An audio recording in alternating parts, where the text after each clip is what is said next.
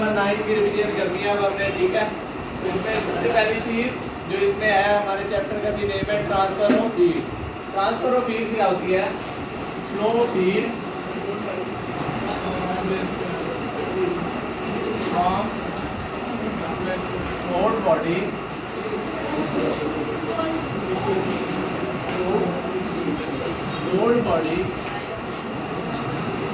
is called transfer of heat. यानी कि जब हीट फ्लो करती है, थर्मल एनर्जी, इसको हम थर्मल एनर्जी भी लिख सकते हैं, ठीक है, बुक में लिखा हुआ है थर्मल एनर्जी। थर्मल एनर्जी जब फ्लो करेगी हॉट बॉडी से कोल्ड बॉडी की तरफ, तो इसको हम क्या कहते हैं? ट्रांसफर ऑफ हीट है, ठीक है। इसमें दो चीजें समझने वाली हैं कि थर्मल एनर्जी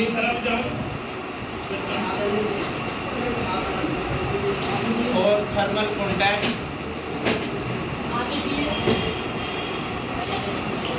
थर्मल एनर्जी क्या होती है? वो एनर्जी जो हीट से पैदा हो, ठीक है, एनर्जी ड्यू टू हीट, वो एनर्जी जो हीट की वजह से पैदा हो, इसको हम क्या कहते हैं? Thermal energy. और थर्मल कॉन्टैक्ट क्या होता है? जैसे फर्ज करो हॉट बॉडी है और इधर कोल्ड बॉडी, जब तक इनको हम कोई थर्मल कॉन्टैक्ट नहीं देंगे, जब तक हीट हॉट बॉडी से कोल्ड बॉडी में ट्रांसफर नहीं हो, तो हॉट बॉडी और कोल्ड बॉडी का थर्मल कॉन्टैक्ट करवाना क्या है? जरूरी है, ठीक है।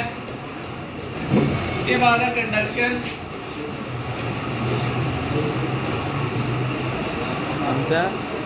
कंडक्शन क्या होती है? Transfer of heat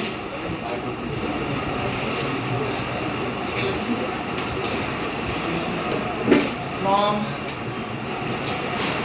hot body to cold body due to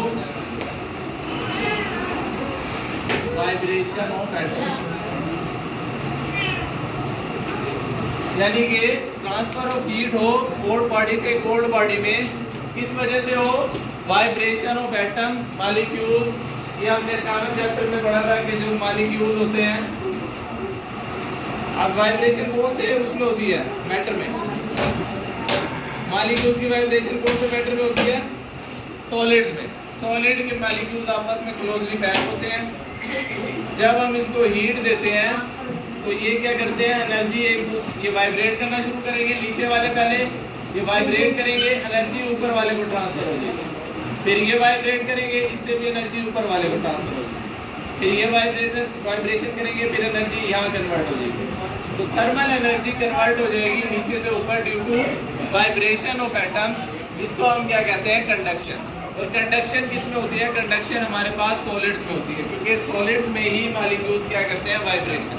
molecule जो लिक्विड में होते हैं वो भी मूवमेंट, और गैसेस में तो बहुत फास्ट मूवमेंट करते हैं, ठीक है।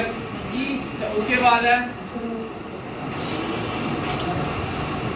Thermal conductivity.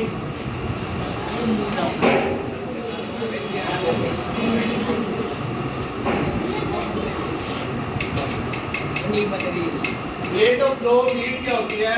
वो heat, the amount of heat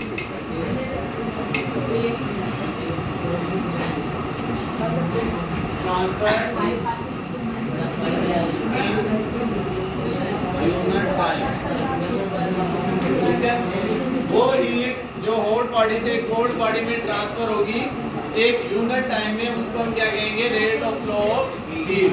इसको हम रिप्रेजेंट कैसे करते हैं? Q by T, टू हीट है और T टाइम। अब ये जो rate of flow of heat है,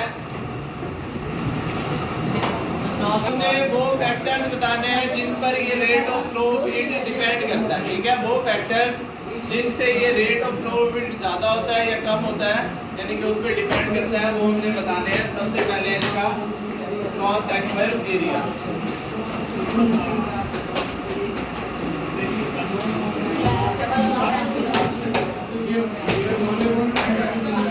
अब ये जो rate of flow of heat है, ये हमारे पास इस पे डिपेंड करेगा Q by T is directly proportional to A, यानी कि इसका क्रॉस सेक्शनल एरिया ज्यादा होगा तो rate of flow of heat भी क्या होगा, ज्यादा होगा। ग्रेटर है ये, rate of flow of heat भी क्या होगा, ग्रेटर। अगर ये स्मॉलर है तो ये भी क्या होगा, स्मॉलर। यानी कि क्रॉस सेक्शनल एरिया के rate of flow of heat क्या होगा, डायरेक्टली प्रोपोर्शनल। जैसे जैसे क्रॉस सेक्शनल एरिया बढ़ता जाएगा उतनी ही जल्दी हीट जो है एक जगह से दूसरी जगह पर ट्रांसफर होगी। उसके बाद है लेंथ ऑफ द सॉलिड।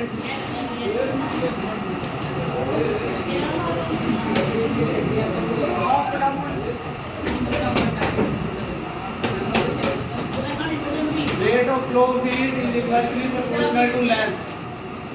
यानी कि जितनी लंबी लेंथ होगी हमारे पास उस मैटर की या उस एरिया की उतनी ही देर से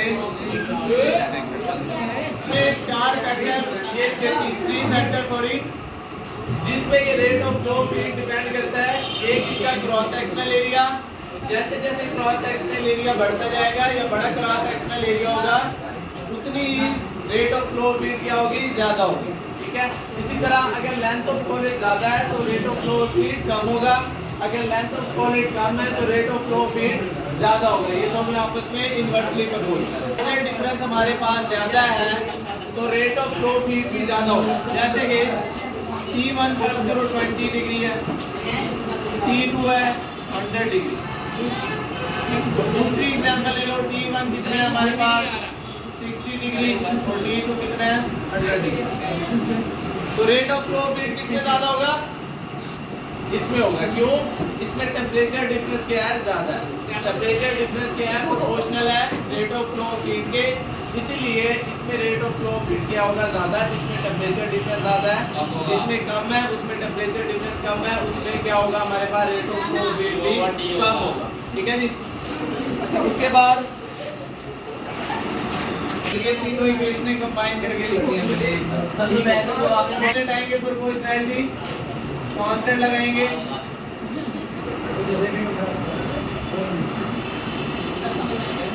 ये K क्या है, ये K है थर्मल कंडक्टिविटी।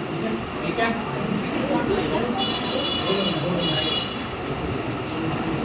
इस K को एक कांस्टेंट है, इसको हम क्या कहते हैं, thermal conductivity of substance. First mode of transfer of heat is conduction और जो सेकंड वन है वो क्या है, कन्वेक्शन।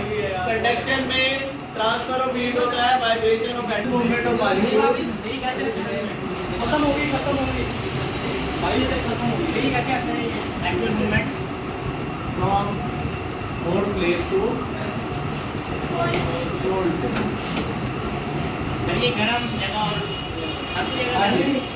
कंडक्शन में हमने देखा था जो एटम्स होते हैं वो फर्स्ट वन जो लेयर है वो वाइब्रेट होती है, वो सेकंड वन को हीट अप कर देती है। इसी तरह वो वाइब्रेट होती है तो वो थर्ड वन को कर देती है।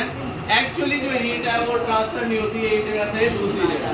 लेकिन जो कन्वेक्शन है इसमें हमारे पास जो मॉलिक्यूल्स होते हैं वो एक्चुअली मूव करेंगे from one place to another place, यानी कि हॉट प्लेस से हॉट प्लेस की तरफ। इस mode of transfer of heat को हम क्या कहते हैं, कन्वेक्शन। क्या कहते हैं, कन्वेक्शन। दूसरा एक कन्वेक्शन करंट।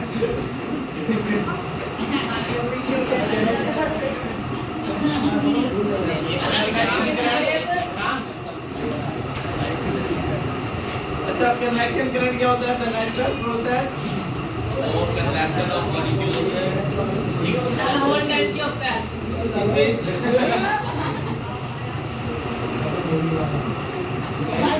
हमारा चल रहा है यार।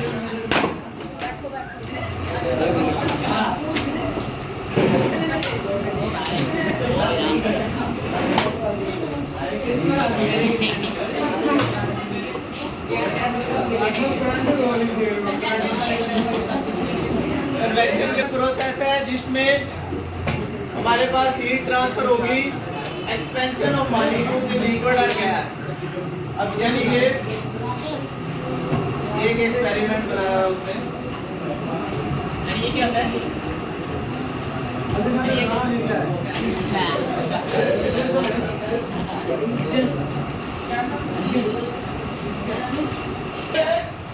अब हमने वीडियो में एक बॉक्स लिया है, उसके अंदर हमने कोई भी एक हीट सोर्स रख दिया, ठीक है। बॉक्स रखा है, उसके अंदर एक हीट सोर्स रखा है। अब क्या होगा, यहाँ से ये जो हीट सोर्स हमने रखा है इससे जो रेडिएशन उठेगी, ठीक है, वो वापस यहाँ पर आएंगी, यहाँ से फिर यहाँ पर आएंगी। ये एक पाथ बन गया है, ठीक है, एक रास्ता बन गया है ट्रांसफर ऑफ हीट का from hot place to cold place. यानी कि यहाँ से हमने एक हीट सोर्स रखा, यहाँ से रेडिएशन निकली, ठीक है। ये हमारे पास यहाँ से इधर आई, यहाँ से फिर इधर आ गई, यानी कि इस तरह ये mode of transfer of heat, यानी कि हीट ट्रांसफर हो रही है from one place to cold place. ये अगर हॉट बॉडी थी, यहाँ से हीट ट्रांसफर होगी किधर, कोल्ड बॉडी की तरफ, यहाँ से फिर इधर जी, ये रेडिएशन है, यहाँ ये हीट सोर्स है, यहाँ से हीट प्रोड्यूस हो रही है, ठीक है। ये फर्स्ट करो, पहले हॉट बॉडी थी, इधर से रेडिएशन निकल के इधर आ गई। अब ये हॉट बॉडी होगी, यहाँ से फिर रेडिएशन निकल के इधर, तो ये इस तरह से mode of transfer of heat इसका एक कन्वेक्शन करंट बन जाएगा, ठीक है।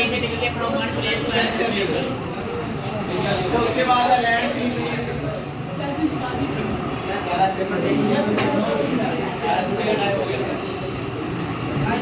ये क्या है? लैंड सही है, ब्रीज क्या होता है? लैंड हवा को कहते हैं ब्रीज।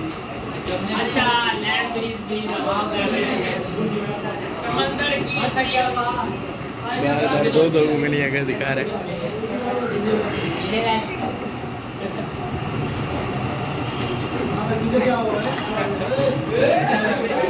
अब लैंड की ब्रीज यानी कि समुद्री और जमीनी हवाएं, ठीक है, जिसको नसीम बर्री या नसीम बहरी हवाएं भी हम कहते हैं उर्दू में। अब स्पेसिफिक हीट कैपेसिटी,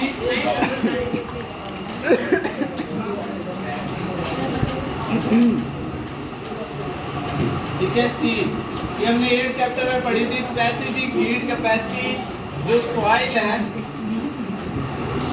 लैंड है, सॉइल है, इसकी क्या होती है, स्मॉलर जी। और स्पेसिफिक हीट कैपेसिटी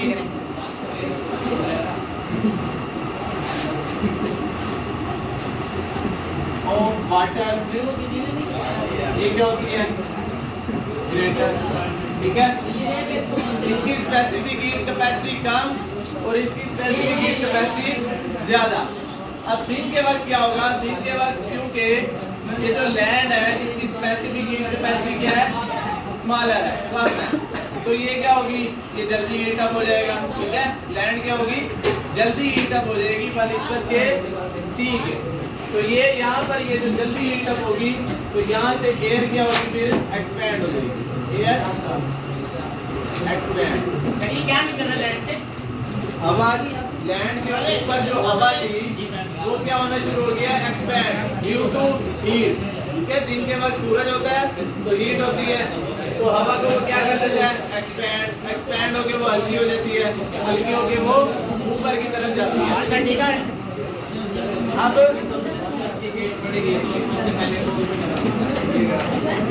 ये लैंड के ऊपर जो हवा है वो एक्सपैंड होके ऊपर चली गई है, हल्की होके ऊपर उठ गई है, तो इसकी जगह लेने के लिए सी से हवा चल पड़ेगी किस तरह, लैंड की तरफ, ठीक है। वो सारे ये फिर इधर भी आएंगे। ये हवा हल्की थी जो लैंड के ऊपर थी, ठीक है, वो गर्म होके ऊपर की तरफ उड़ी। अब इसकी हवा, इसकी जगह लेने के लिए समंदर से हवा चलेगी किस तरफ, लैंड की तरफ। इसे हम सी ब्रीज भी कहते हैं, ठीक है, इसको हम क्या कहते हैं, सी ब्रीज।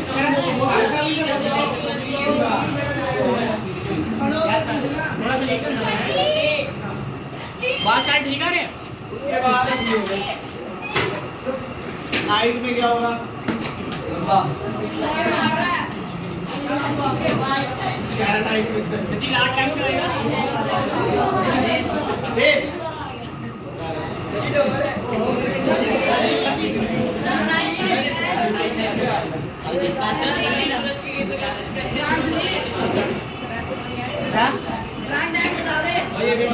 भाई जमीन सूरज की गिरती गर्दिश करेगी अपनी एक्सिस के गिर्द भी गर्दिश करेगी, इसलिए नहीं पता लगा।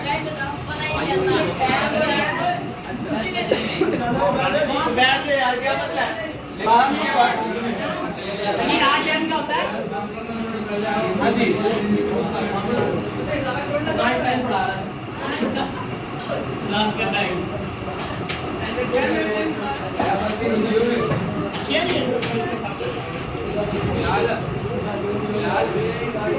अब नाइट में रात के वक्त क्या होगा? क्या मसला है? रात के वक्त अब क्योंकि लैंड की जो स्पेसिफिक हीट कैपेसिटी सी क्या है, कम है, और सी की हीट कैपेसिटी, सी के अंदर वाटर है, इसकी हीट कैपेसिटी क्या है, ज्यादा। अब क्यों ये जो है ये हमारे पास 42 होती है।